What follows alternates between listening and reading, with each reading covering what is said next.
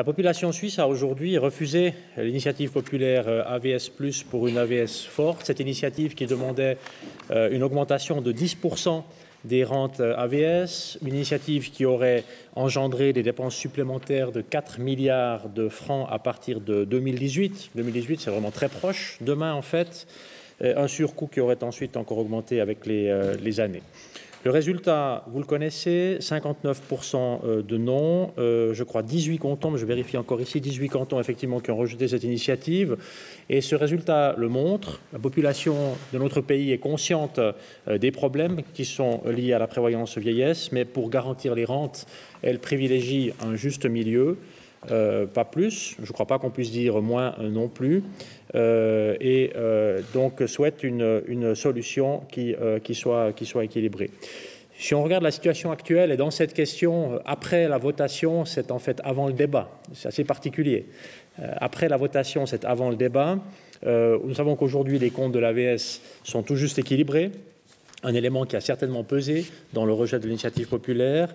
Nous savons aussi que l'AVS doit faire face au départ à la retraite d'une génération entière, les baby boomers, particulièrement nombreuses, qui doit partir à la retraite dans les prochaines années. Et nous savons que si rien n'est entrepris, d'importants déficits annuels sont à prévoir dans l'AVS. On parle de déficits qui pourraient atteindre jusqu'à 7 milliards de francs d'ici à 2030.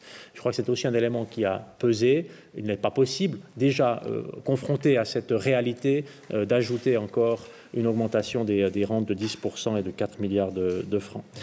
C'est une situation que nous connaissons, que le Conseil fédéral prend très au sérieux. Nous avons proposé pour remédier à cette situation un projet, la prévoyance vieillesse 2020. Il s'agit d'une solution complète, équilibrée, susceptible de rallier une majorité.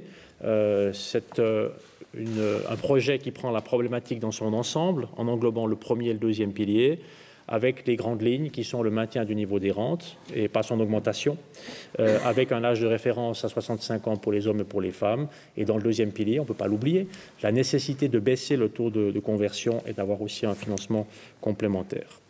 Le débat est en cours, c'est la raison pour laquelle, je disais tout à l'heure, après la votation, c'est aussi avant le débat. Nous allons commencer au Parlement dès demain avec ce sujet. Et donc, il faut tout faire aujourd'hui pour trouver des majorités dans cette réforme qui est nécessaire.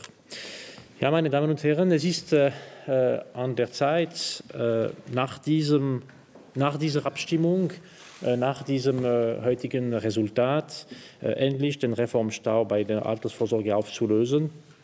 Unsere Sozialwerke müssen periodisch an die neuen Anforderungen und Bedürfnisse angepasst werden. Das ist 50 Jahre lang 10-mal in regelmäßigen Abständen gelungen, seit 20 Jahren aber nicht mehr. Und je länger wir keine erfolgreiche Reform mehr schnüren, desto schwieriger und teurer wird es, die Altersvorsorge auf sichere Beine zu stellen. Ich glaube, das hat auch eine sehr große Rolle gespielt in der Ablehnung von heute. Die Bevölkerung hat wirklich verstanden, dass es ist einfach schon eine große Hürde, die wir vor uns haben, mit dem Bundesrat und dem Parlament, eine stabile Situation zu haben bei der AV. Und es war wirklich nicht der Zeit, noch 4 Milliarden mehr, zusätzlich 4 Milliarden für diese Erhöhung der Renten zu geben. Wir brauchen aber dafür eine mehrheitsfähige Vorlage, mehrheitsfähige Reform. Und das ist wirklich das große Ziel der nächsten Monate, weiter damit zu arbeiten mit dem Parlament, um einen Mittelweg zu finden. Das heißt auch keine extreme Lösungen zu bringen, die sehr wahrscheinlich auch nicht mehrheitsfähig wären.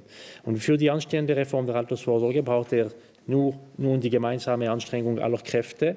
In dieser Frage nach der Abstimmung ist vor der Debatte, und das wissen wir, es beginnt auch noch morgen, mit dieser jetzt geklärten Situation nach der Ablehnung dieser Volksinitiative.